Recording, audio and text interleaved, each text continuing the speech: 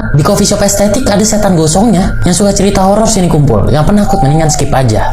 Jadi ini gue dapet kiriman cerita dari seseorang, kita sebut aja namanya Bayu. Nah, Bayu ini kerja sebagai seorang barista di salah satu coffee shop di daerah Bandung. Kejadiannya itu bukan di coffee shop yang sekarang, tapi yang sebelumnya nih. Jadi sekitar 3 tahun yang lalu, Bayu ini kerja di sebuah coffee shop yang baru banget buka. Di minggu ketiga Bayu kerja, dia itu kerja sampai shift malam nih, sampai tutup. Coffee shop ini tutupnya sekitar jam 11 malam.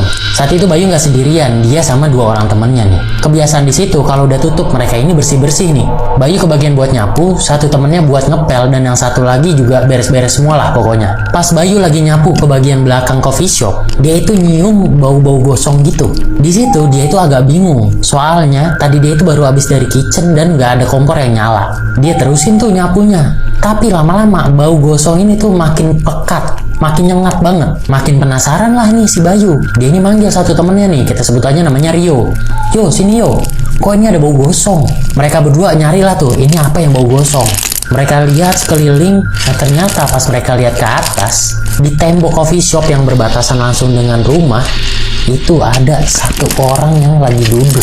Itu tembok tingginya sekitar 3 meter ya, dan itu ada orang yang duduk di sana. Sosok yang lagi duduk itu ya manusia, cuma seluruh badannya itu gosong, hitam banget, kayak orang kebakar. Mereka berdua ini yakin nih kalau bau gosong itu berasal dari sosok yang lagi duduk di atas. Wah, mereka berdua langsung lari tuh. Itu coffee shop belum bersih semuanya langsung ditutup aja pokoknya.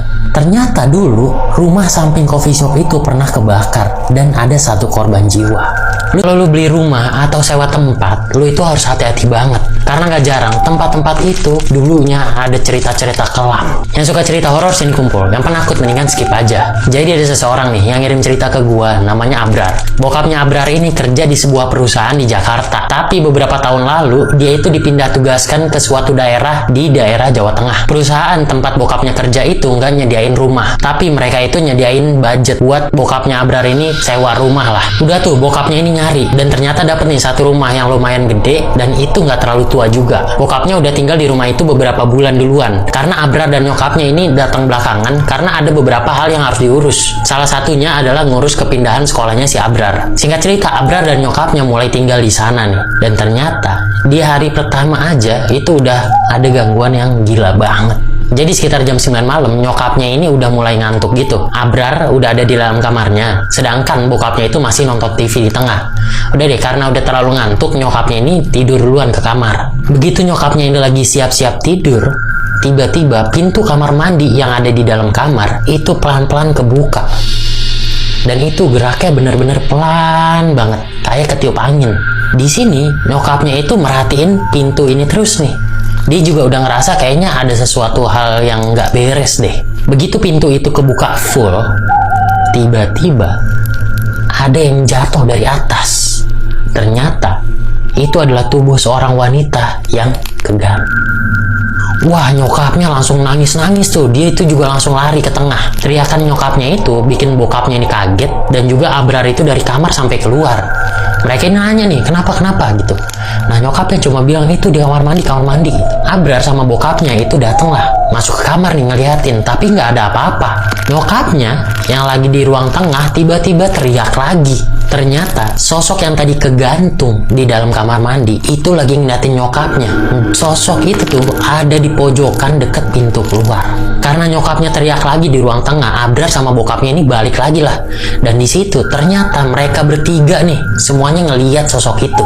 Sosoknya ini pakai baju daster, tapi perutnya itu membesar kayak orang hamil. Kulit dari sosok itu bener-bener pucet banget.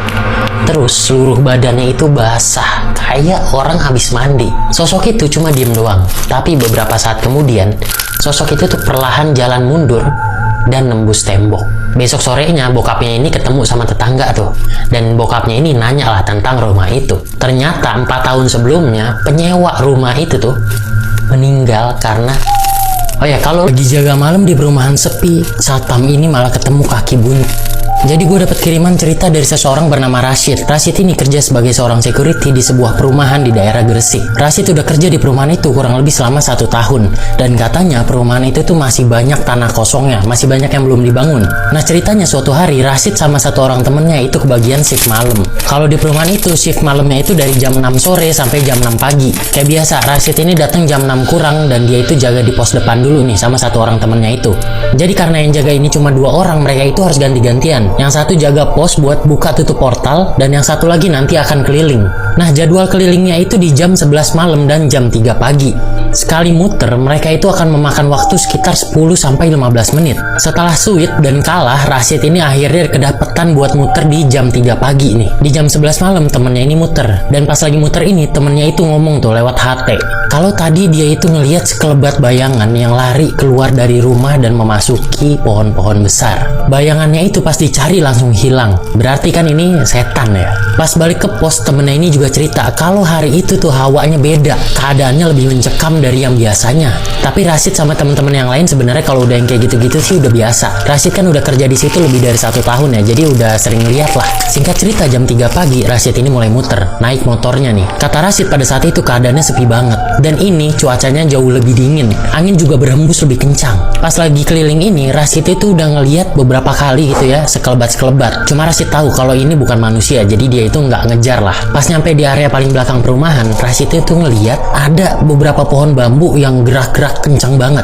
Karena curiga, Rashid ini berhenti terus memperhatikan pohon bambu itu. Tapi dia nggak turun dari motor. Karena ini gerak-gerak terus, akhirnya Rashid ini turun dan ngedeketin pohon itu. Dicek nih sama Rashid, pohon bambu ini goyang kenapa? Tapi nggak ada apa-apa. Pas Rashid ini lagi ngecek pohon bambu itu, tiba-tiba dari atas pohon bambu itu ada yang jatuh. Rashid ini kaget, dia langsung loncat nih mundur. Terus dia perhatiin, apa nih yang jatuh? Ternyata yang jatuh dari atas itu adalah potongan kaki yang penuh dengan darah. Rashid ngedeketin potongan kaki itu. Pas dia jalan, tiba-tiba potongan kaki itu tuh bergerak ngejar Rashid. Wah, Rashid ketakutan setengah mati tuh, dia naik motornya langsung jalan lah. Rashid ini juga langsung ngomong ke temennya lewat HT. Cuma temennya ini nggak jawab, tapi Rashid cuma denger suara geraman gitu. Rashid langsung balik ke pos, terus cerita sama temennya dan ngajak temennya ini buat datang ke pohon itu lagi buat ngecek. Pas mereka cek ternyata nggak ada apa-apa. Waduh, gila banget ya. Kacau.